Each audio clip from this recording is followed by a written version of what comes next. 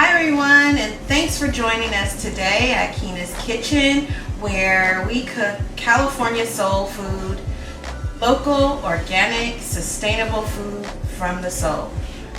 I just want to share today with you an appetizer platter or a charcuterie platter, and I think these are really great for parties or for get-togethers. I know that football season is coming, and maybe you want to elevate from the wings and the biscuits and all the fun stuff that gets eaten around that time and just entertain a little bit more on the upscale. You can take a little bit of the prosciutto ham that I have today. I have also a little bit of chorizo, spicy, garlicky, yummy charcuterie meat. Salami, of course. I'm having a little bit of fig jam, or actually this is onion jam with this meat.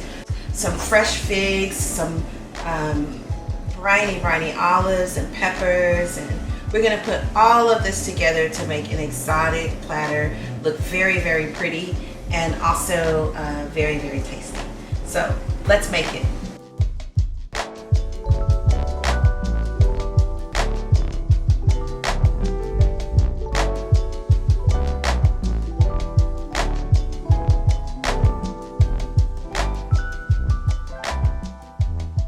So the first thing you want to do is when you're thinking about putting together a charcuterie platter, you want to get plates or a platter that has a lot of real estate on it. Something that has a lot of surface area, something that will reflect a little bit back at you, so that all of the colors that you put on the platter really do shine and really pop.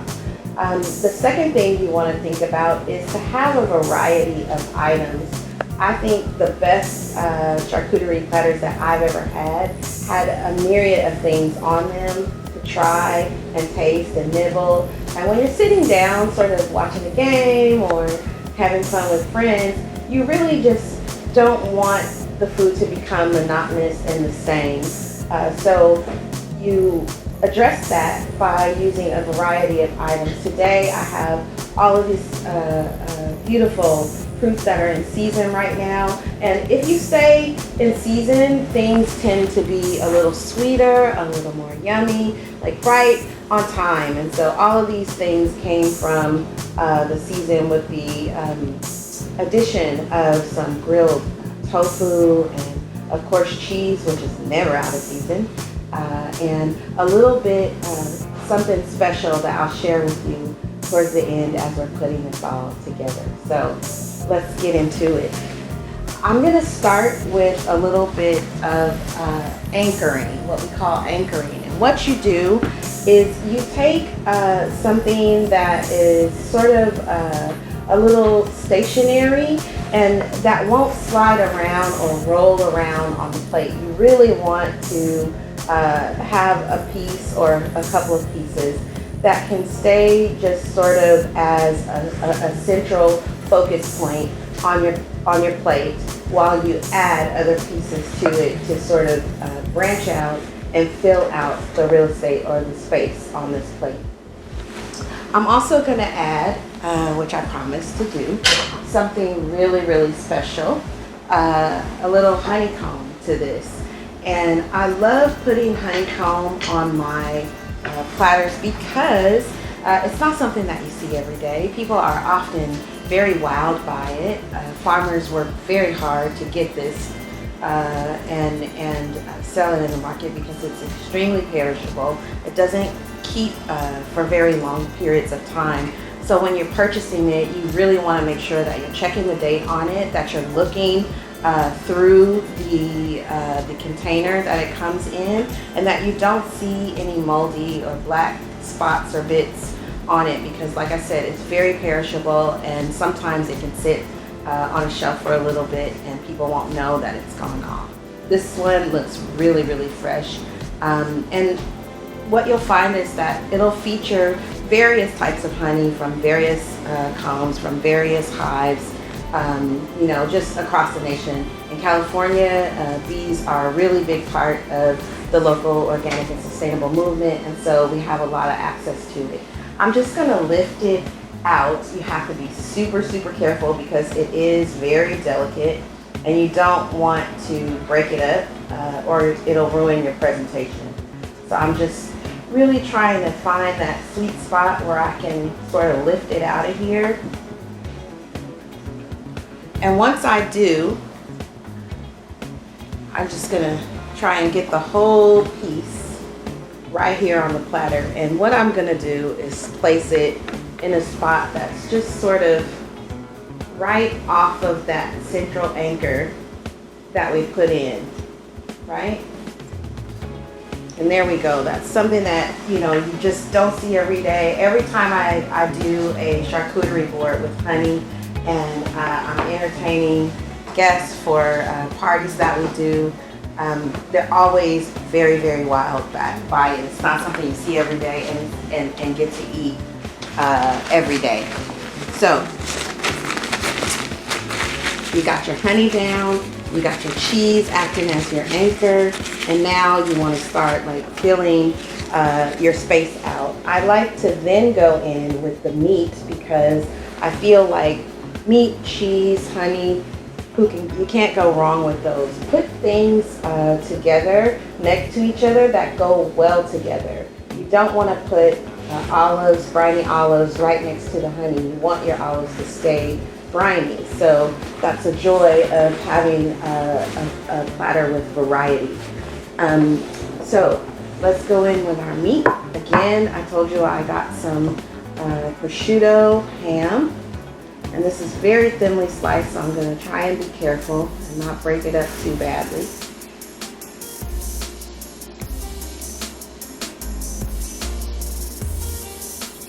And I'll just take it off of the little film that they have here. And what I like to do is just sort of tuck it like so, and then use my anchor to sort of fan it out. And you can do yours, you know, however you want. It's like this takes a little bit of practice to get a really dramatic looking plate. But the more you work at it, you'll be a pro in no time. So again, just fanning it out, giving it a little height.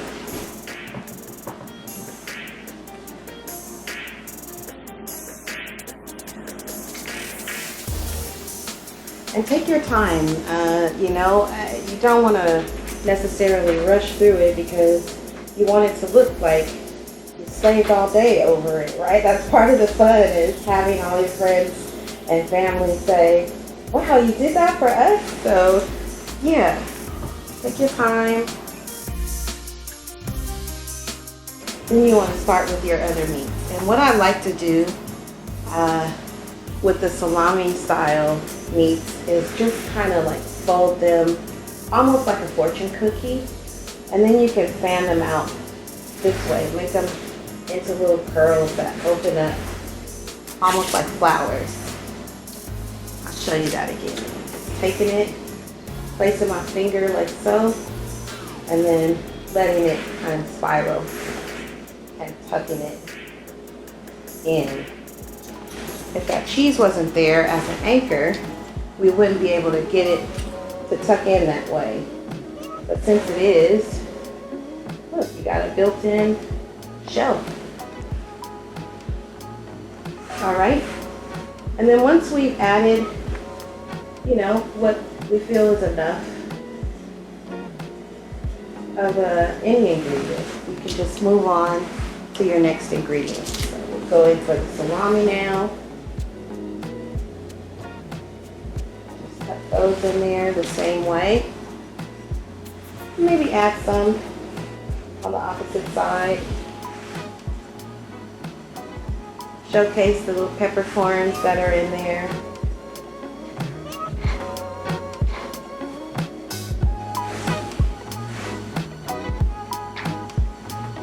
This is just sort of a trick all the caterers use to make things look really nice and dramatic.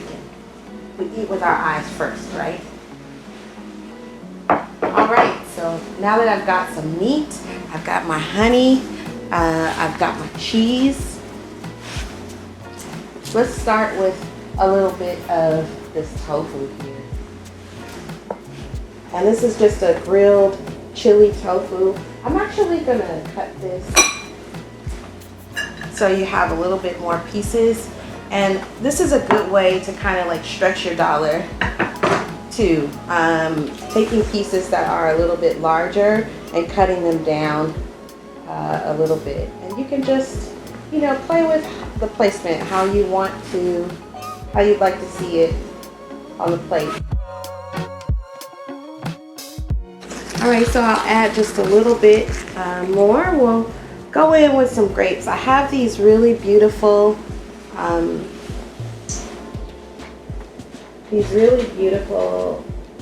moondrop grapes. They're in season. You know, it's fall and the harvest is coming in, and grapes are on the top of that list. And so, yeah, I'm just gonna add a little bit of those. Give it some color, give it some drama. You can choose whatever you like. If you prefer sort of green grapes or red grapes, you can. I really like this dark purple color. We don't always get to eat purple grapes because they go directly to the wine for the most part. But there we go. We'll have some today. And then add a little something that people won't expect. I'm putting in some nuts here. And instead of putting them directly on the plate, I'm putting them in a little bowl so people are not, you know, transferring chili from the tofu to the nuts and picking that up, and just, you know, kind of makes it a little bit neater. And yeah, you can have whatever kind of nuts you want, but today I'm using a cocoa covered pecan. I love pecans. I'm so used to getting a lot of pecans, especially during the holidays. My grandpa lives in Oklahoma, and he even ships them down every holiday season to us, Stewart pecans from Oklahoma. They're so good.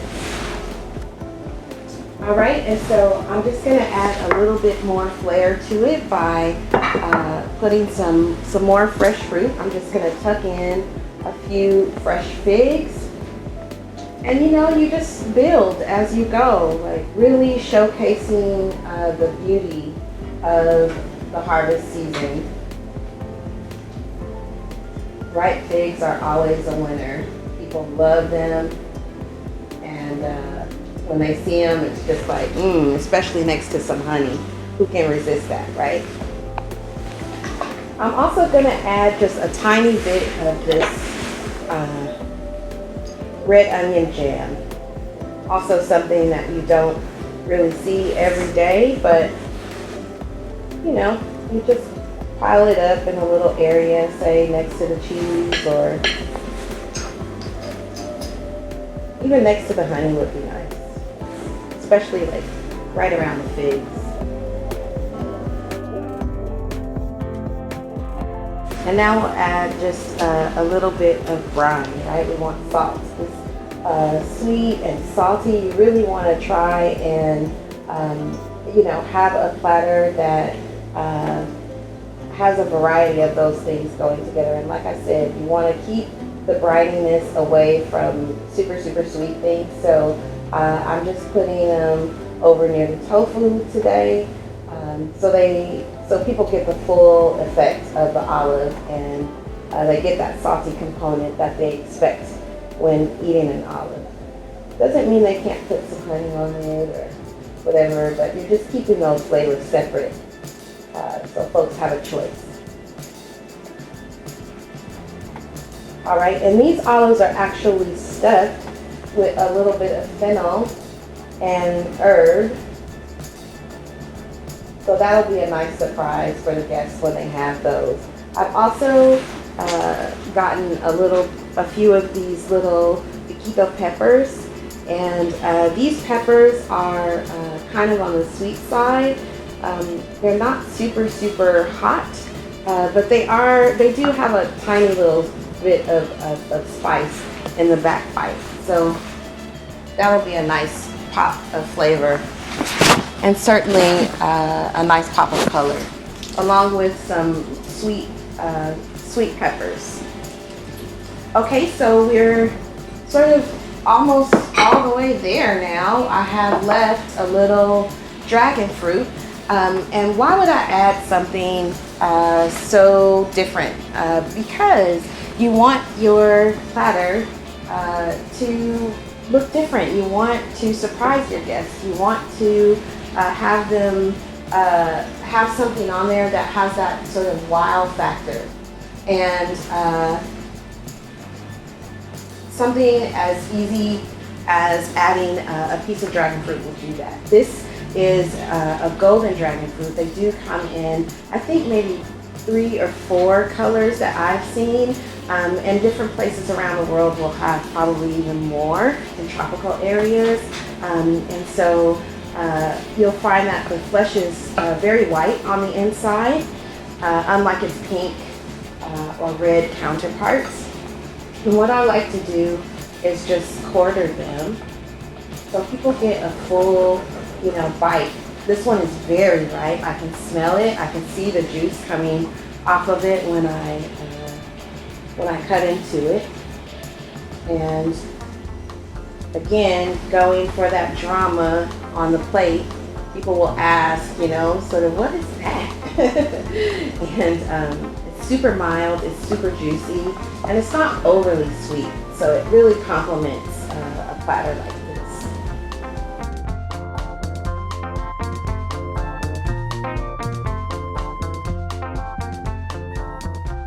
The last thing I'm going to add is a little bit of apple. And why would I add a simple apple after doing all of this, going through all the motions to, make this exotic and I don't know, grand? Well, the reason is because of the flavor. Apples are amazing, and they're right in season right now. This is the coming of their season, so you're going to see more and more of them in the shops. They're readily available. They're a low-cost option. They're delicious, and they give texture, right? So you don't want to forget about texture. We make platters for flavors, having a variety of flavors, but you also want a variety of textures, and apples will give you that.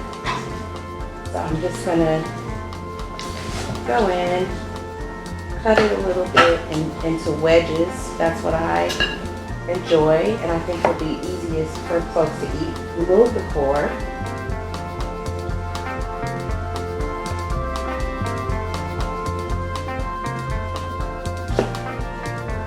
Remove the core, remove the nubs off the ends and seeds. And then you want to just go ahead and give people generous slices, right? You get that pop of color, you get a little bit of the crispness of the apple. And I know people worry about apples going brown when you add them to a platter such as this, or adding them to any sort of platter, whether it be a cheese platter or whatever. You really want to just add a little bit of lemon juice to your apple, right? And not so much where you drown it, but just get it all over the flesh. It really does add to the flavor, and it will stop your apple from going brown.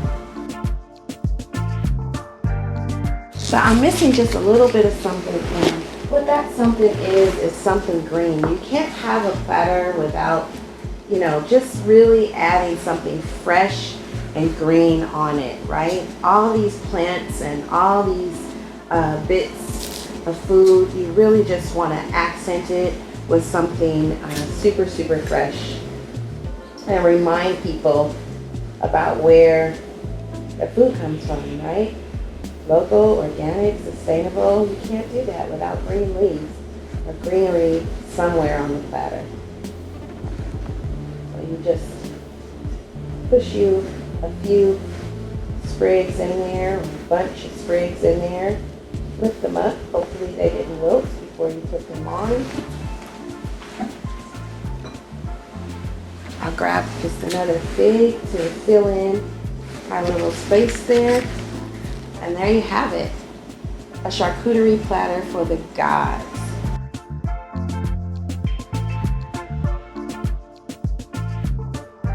You can visit us at www.ikeenaskitchen.org or follow us on social media at Ikeena's Kitchen across all the platforms. Have a good one. I'll see you next time.